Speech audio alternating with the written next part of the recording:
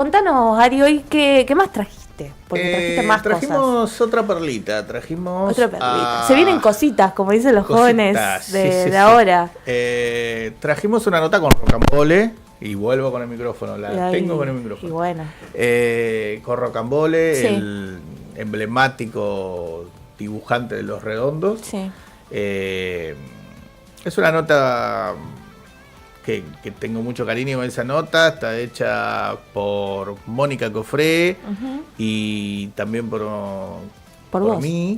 Fuimos los dos a hacerle la nota. Mónica, Sí. una antigua integrante de la Dimensión Rock and Blues. Sí. Bueno, se puso a hacer cosas serias, ya se dejó de joder con esto de las bandas. Sí. Le mando un saludo si nos está escuchando.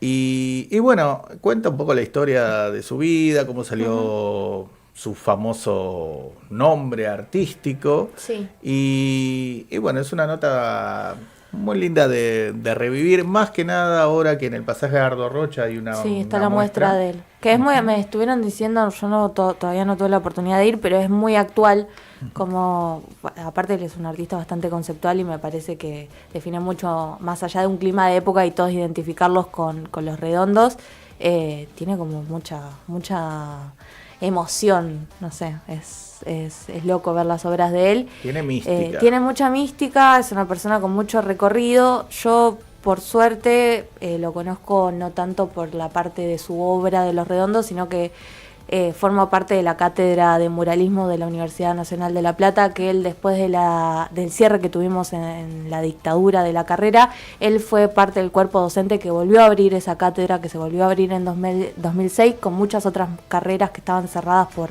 la dictadura militar en los 70 en y la 80. Nota cuenta también. Y cuenta parte mucho de eso y cómo se armó la cátedra. La cátedra de ahora ya no cuenta con la formación de Rocambole, pero sí mucha gente que estudió con él y la importancia después de todo ese movimiento político de censura y de negación y de perseguimiento y un montón de cosas, volver a estar a la calle y volver a pintar, y él es uno de los grandes referentes dentro de la universidad de continuar con esa carrera. Es muy importante que sigamos bancando la educación pública y sobre todo entendiendo, como compilando un poco con lo que hablábamos al principio, el concepto de memoria que hay ahí. Todo lo que se cerró y lo que de a poco vamos volviendo a conquistar y volviendo a ganar, y no dar ningún paso atrás con este gobierno negacionista y de ultraderecha, vamos a decir la verdad. Así que me parece que es un que artista... ataca tanto a la educación pública, ¿no? A todo. Yo creo que no hay campo hoy en día que no esté siendo atacado por el Estado. La salud, los jubilados, los docentes, los estudiantes, todo, absolutamente todo está siendo cercenado, porque vamos a decir la verdad, está siendo cercenado. La motosierra llegó a raíz. Y son todas conquistas que no ganamos tocando timbre de nadie, lo ganamos ocupando las calles, ocupando las universidades y haciéndonos valer. Así que me parece que esta nota, más allá de Rocambole como artista plástico, también nos da un contexto bastante pesado para entenderlo. Así que gracias por traerla, Ari. Bueno, de nada. Primero escuchala. Sí, obvio, pero habla también un poco de la Cofradía de la Flor Solar. Por ahí los chicos no están muy al tanto. La Cofradía de la Flor Solar era toda una comunidad que se hizo mucho antes de Los Redondos, y que fue el germen donde después salieron Los Redondos. Cuentan, bueno, todo el contexto en el que se creó, la ideología que tenían en ese momento, la ebullición, se dice, ideológica en ese momento en la Argentina. Es una nota atemporal, digamos, y viene al caso con la muestra que está haciendo, y siempre Los Redondos son atemporales también. Aparte, viste que ahora está como, no sé si es en auge, vos quizás me dirás, tenés mucho más recorrido que yo, pero hay muchos discursos y muchas entrevistas de un montón de artistas que no importa la época en que la pases, vuelve a funcionar. Es lo mismo que se decía los artistas en el 2000, en los 80, en un montón de crisis que hubo, hoy en día los aplicás y es tal cual. Eso me parece re loco. Y no me imagino ustedes que quizás vivieron esas situaciones, debe ser como... Sí, igual entre Rocambole y yo hay... No, bueno, obvio, hay un rango etario diferente, pero digo... tiene más de 80, yo tanto Pero no ustedes, por ejemplo, vivieron la crisis del 2001, yo no. Sí, yo estaba naciendo. O sea, yo estaba naciendo y ustedes quizás sí la vieron desde... Yo me había ido a la Bond Street Sí. en tren, pues estaba aburrido y me fui a ver vidrieras el día del 2001. Desconectado el mundo con los Walkman y de repente salgo a la calle y era The Walking Dead. O sea, Ay, no, me imagino.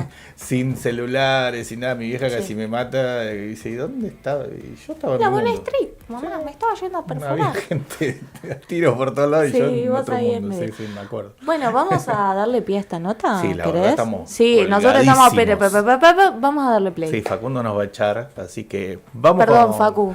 Rocambole.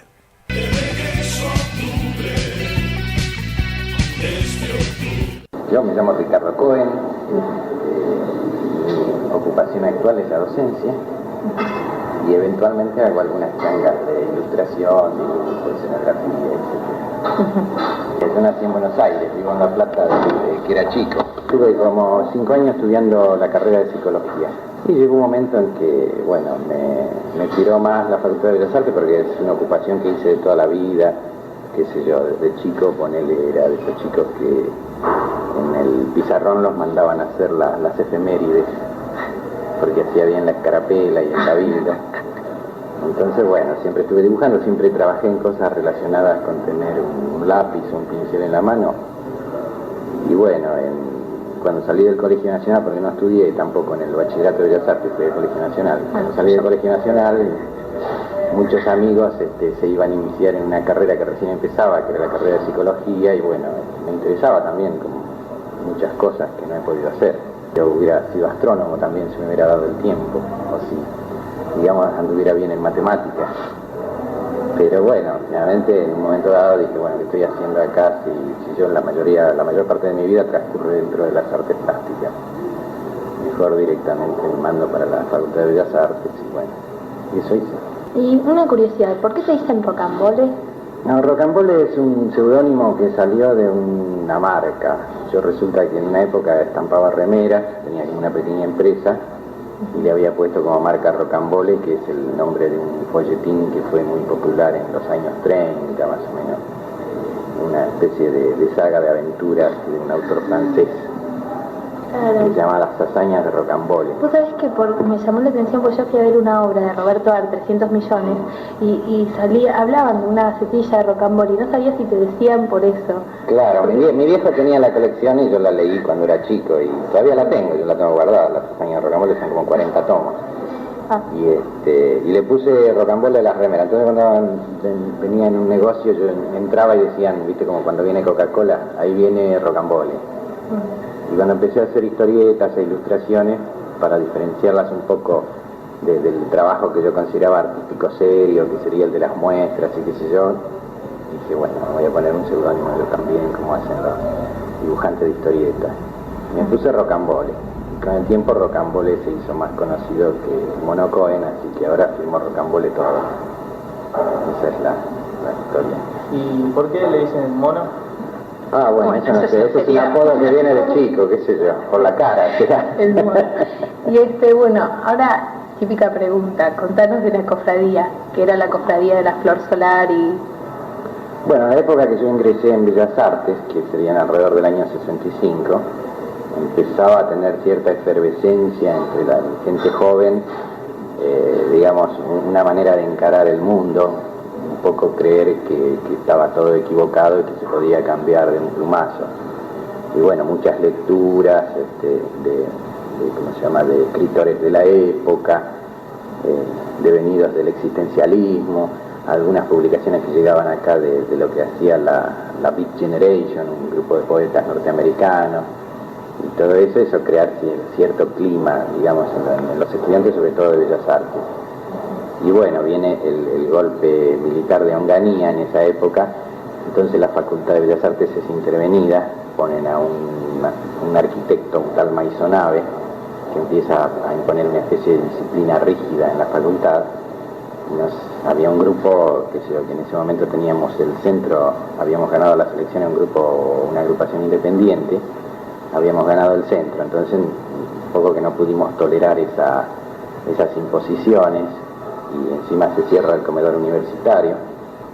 Entonces, basados en esas ideas que estábamos un poco digamos, recién germinando, quisimos hacer como una especie de universidad paralela o alternativa. Y hasta quisimos hacer un comedor paralelo, ¿viste? Tratamos de inaugurar un comedor universitario, así, en donde pudiéramos dar de comer. Y bueno, ese fue el origen de la reunión. Después, al irnos en masa, porque nos fuimos como 25 de la Facultad de Bellas Artes, decidimos también que unir el arte a la vida, como decíamos en esa época. Entonces nos fuimos a vivir todos juntos en una casa antigua que alquilamos. Y entre otras cosas surgió de ahí un grupo musical que empezó a trabajar, digamos, en lo que creíamos que era, por ejemplo, expresar el rock en castellano.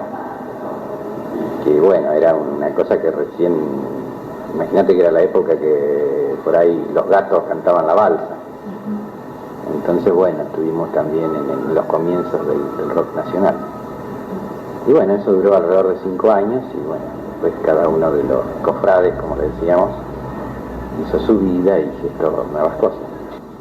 ¿Cuál era el espíritu de la cofradía? La cofradía en principio la planteamos como una especie de comunidad de trabajo, en el cual la mayoría de los trabajos tenían que ver con la expresión artística. Ya te digo que nuestra principal meta filosófica en principio había sido unir el arte a la vida. Entonces creíamos, por ejemplo, que un artista debería vivir como un artista, adornar su casa como un artista, vestirse como un artista. Sus relaciones interpersonales tendrían que ser primadas, digamos, por un objetivo artístico. No concebíamos el tipo que, por ejemplo, trabaja en una oficina y después va 5 minutos y pinta un cuadro, pero mientras tanto sigue haciendo una vida que no tiene nada que ver con esto. Claro. Vos, exactamente, ¿cuál es la vinculación? Porque tú dicen Rocambole, el de Los Redondos. ¿Cuál es tu vinculación con Los Redondos? Bueno, yo por suerte, digamos, a la cola de un cometa, montado en la cola de un cometa, me vino bien para mostrar mi trabajo. O sea, esa es francamente el efecto Rocambole Redondo. Quizás estos mismos trabajos que yo hago, mostrados así como un artista plástico sin vinculación directa así con un fenómeno de esa naturaleza, por ahí pasaría más desapercibida.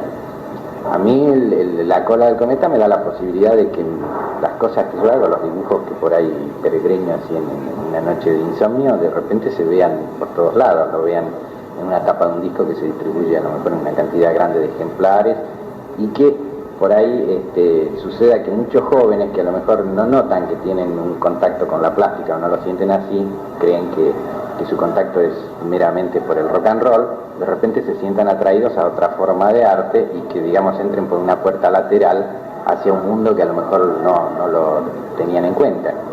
O sea que es también para mí un trabajo docente. Imagínate que yo ahora cuando hago una muestra, por ejemplo, sucede un fenómeno muy raro para la actitud normal de una muestra de plástica. De repente vienen chicos al museo que nunca en su vida pisaron el Museo de Bellas Artes. Y yo aprovecho para tirar agua para mi molino. El chico me pregunta y yo le digo, miren, estas cosas se aprenden en la Facultad de Bellas Artes como cualquiera de otra actividad plástica, ¿no? ¿Profesor de qué sos acá en Bellas Artes? Acá soy de dibujo. Ajá. ¿Y cómo se conocieron con Los Redondos? Bueno, Los Redondos los conozco desde la época de la Cofradía de la Flor Solar. La Cofradía de la Flor Solar era un núcleo que atraía a casi toda la gente que hacía cosas en la ciudad de La Plata. Y entre toda esa gente que por ahí visitó la cofradía, que incluso hasta participaron de actuaciones que hizo, uno de ellos era, por ejemplo, Sky Bailinson. La Negra Poli, por ejemplo, era amiga común de todos, venía de visita y ella misma incluso formó su propia comunidad en Villa Elisa. O sea, era un momento en que casi todos lo estábamos vinculados así con el fenómeno del rock o de la artesanía o de la filosofía hindú, hippie. Nos juntábamos, nos encontrábamos, era una época fraternal. Entonces era obvio que cuando se empezó a formar el grupo Los Redondos, que también eran gente dispersa, que de toda la que siempre estuvo haciendo cosas en La Plata, yo participara también de ese mecanismo y desde la parte plástica, que era la que yo más podía manejar. ¿Cómo explicaría la ideología de Los Redondos de no ser tan públicos? Porque todos los grupos se hacen ver en fotos, en entrevistas. Los Redondos tienen como algo medio como de misterio, que siempre están ocultos, nada más. Claro, yo más supongo escucharlo que verlos. Claro, es una antitáctica. O sea, en principio fue natural. Ahora ya les costaría muchísimo no ser esos que son.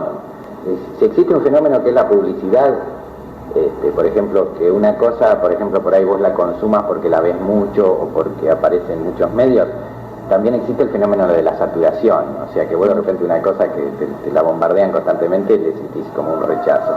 Entonces, manejando con alguna habilidad eso de no saturar, que solamente lo puede hacer un grupo que sea independiente, porque imagínate que un grupo que está, ¿cómo se llama?, pagado por una compañía o por una producción, lo que le interesa al productor es rápidamente vender ese producto, ganar la mayor cantidad de guita posible para pasar a algún otro producto que salga de nuevo. El fenómeno del capitalismo es tomar una imagen, la que sea, saturar el mercado, vender hasta agotar las posibilidades de venta y rápidamente reemplazar ese producto. En el caso de que vos sos independiente, no estás manipulando un producto, estás con gente.